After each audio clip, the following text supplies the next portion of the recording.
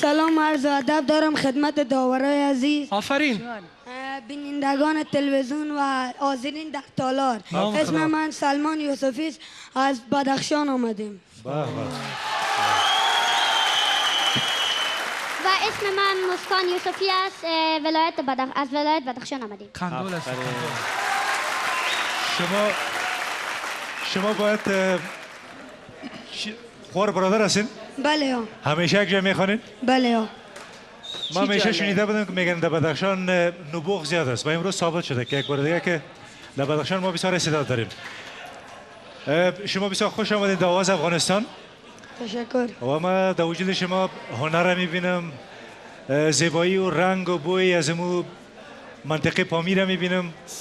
بسیار بر شما موفقیت میخوایم. تشکر. چطور علاقه بر شما پیدا شد که بخوانید؟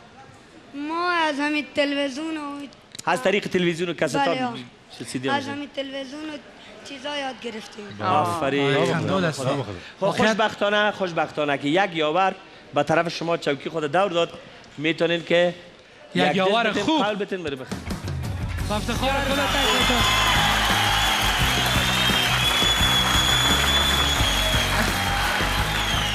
آفرین.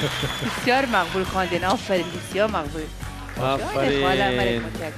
نام خدا، نام خدا. آفرین. خندولک. بارک الله، بارک الله.